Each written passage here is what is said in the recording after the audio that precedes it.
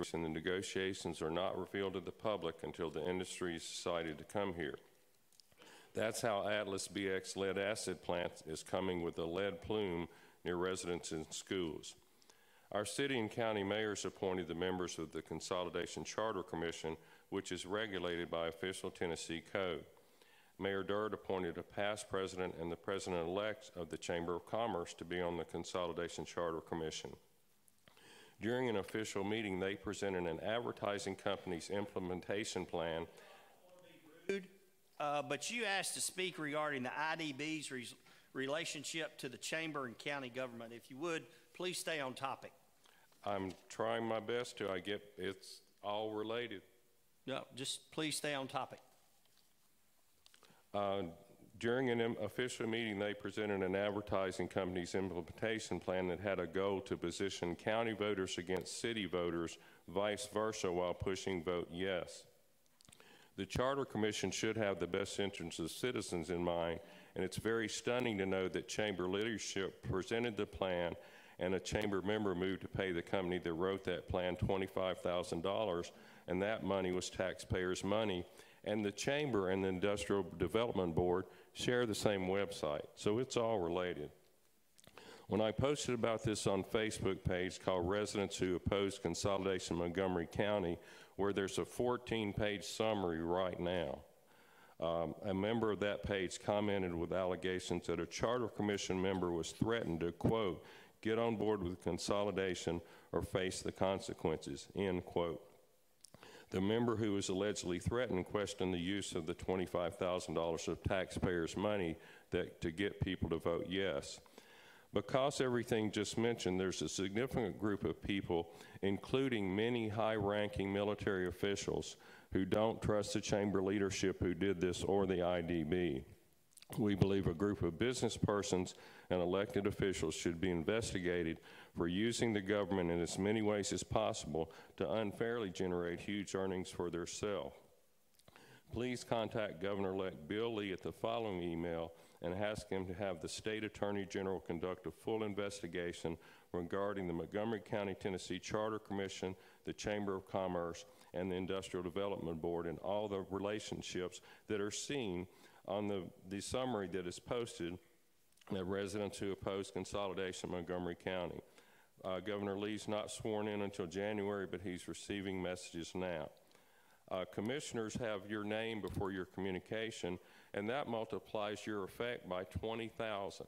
So, you know, you may not feel it's your responsibility to get involved in this, but as a citizen, I believe it is. Plus, you're having your name before your commissioner name before your email means so much.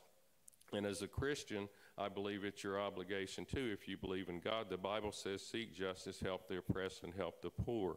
Pastor Glenn Berteau on Saturday said that everybody knows in the U.S., everybody knows how to complain, but very few people take action. And I hope and pray you will. I'll be sending you some more information regarding other issues, including medical doctors for insurance companies ignoring life-threatening medical conditions. And will ask you to help regarding that too. Thank you. Thank you, Mr. Smitto. We'll now call our informal meeting to order. Our first item of business is a presentation from our trustee, Ms. Kimberly Wiggins. Ms. Wiggins, good evening.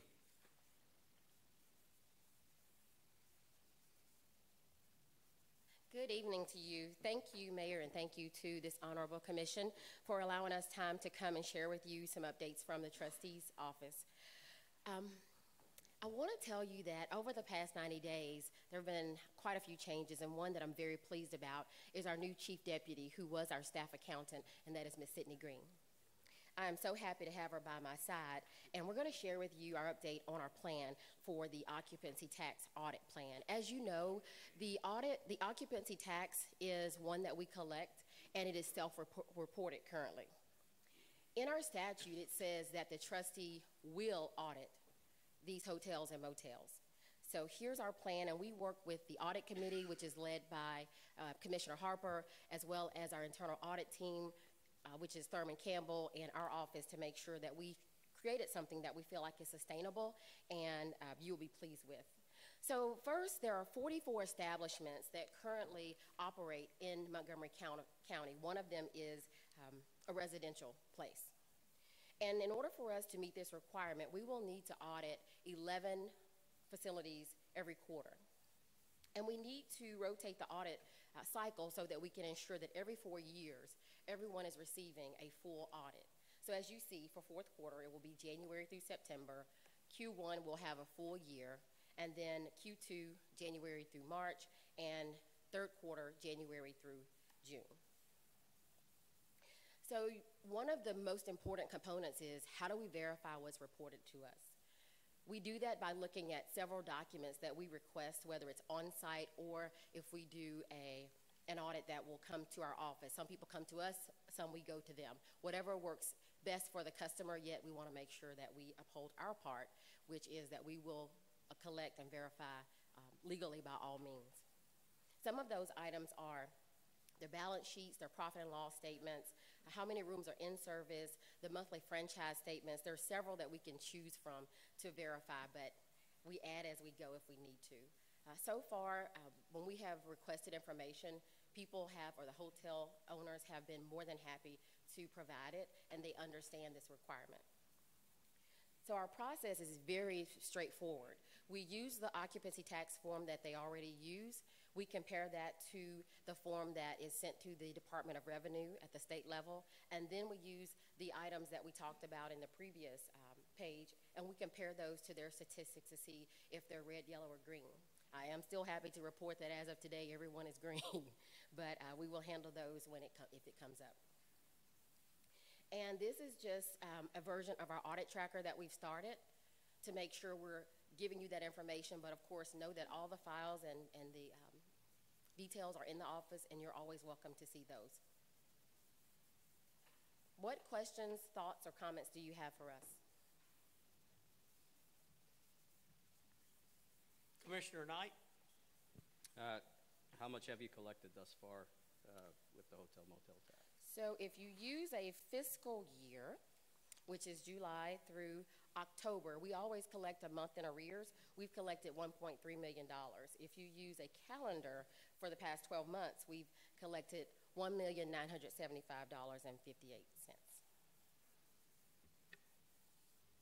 So on average, that's about 1.5. When you look at the annual statements, we collect, so in 2017, 1.9 million, 2016, 1.8, and then, of course, the year before, 1.7. Okay. Other question. When is each hotel required to submit their financial reports? On the 20th of each month, they report for the previous month. What's the current tax rate being collected with the hotel motel tax? You all voted to increase it, or your predecessors voted to increase it. And I think we're up to 8%. 8%. What was it previously? 5%. 5? Okay. What's the projected impact of the increase of that percent change? You know, I don't have that answer at this point because it just happened in July. Okay. And they started to send in those payments in August. So I don't know what the difference is. I can see some change, but I will say it's not significant at this point. And as some of you have brought to my attention, we know that self-reporting does create its own set of issues. Mm-hmm. And so while I want to believe that everyone is reporting properly and paying their fair share, it is my responsibility to verify that. Okay. I had 2 other questions for you. I didn't want to put you on the spot, but it's in I'm here for the people. Ask away. All right. Sounds good. So we have the property tax documents that got sent out here not too long ago, and we have, correct me if I'm wrong, from October to February in order to file or go down to the trustee's office or what have you.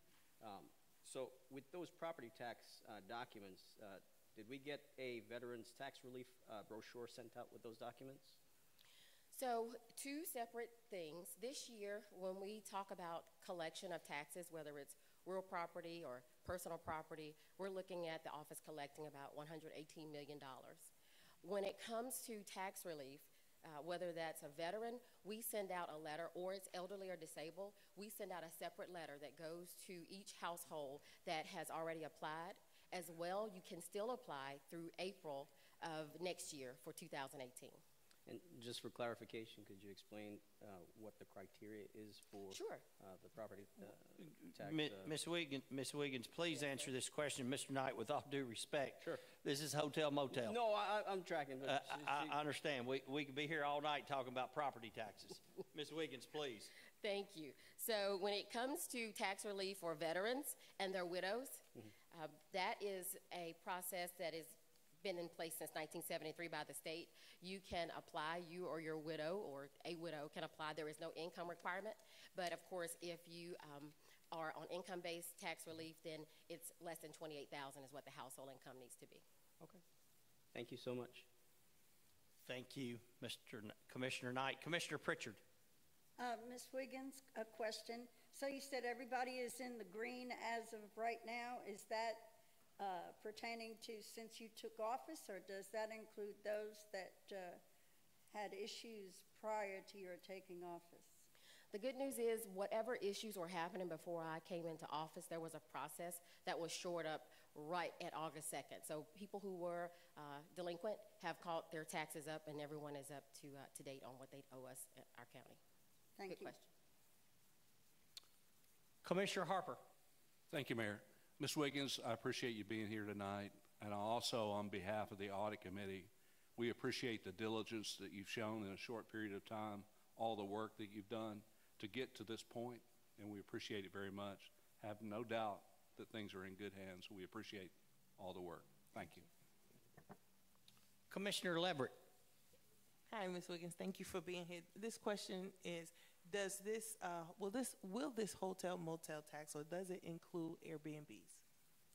That's a really good question. I have a letter that has been sent to our county attorney to determine whether I have the authority to collect from any company, not just Airbnb. There are several companies under that same business model, to make sure that I am approved to collect those funds. And once we get that clarification from him, if I need to come before you, I will. But he's studying that to make sure we're good to go. We do have some other counties who are collecting, and I want to make sure that I'm collecting every tax that is due to Montgomery County, but I'm following all the proper procedures. Okay, thank you. Ms. Wiggins, thank you so much. I want to echo Commissioner Harper's sentiments. We appreciate you explaining the process to us and look forward to your reports. Thank you so much. Thank you. All right. Next on our agenda are resolutions. Resolution 1812-1, resolution to accept from the Administrative Office of the Court Security Grant Program funds in the amount of $150,000 to help with renovating the security at the Montgomery County Court Center. Any questions about Resolution 1812-1? 1812-2 is a resolution to amend the budget of the Montgomery County Parks and Recreation Department for the reclassification of existing employees. Any questions on Resolution 1812-2? All right, under reports, County Mayor nominations, the Public Building Authority, Commissioner Larry Riccone nominated to fill the unexpired term of Minerva Harris, term to expire December 2019, and Regional Planning Commission, Bryce Powers, nominated to serve another 4-year term to expire January 2023. Any questions on the County Mayor nominations? On to our reports filed. You'll see the reports that are listed in your agenda.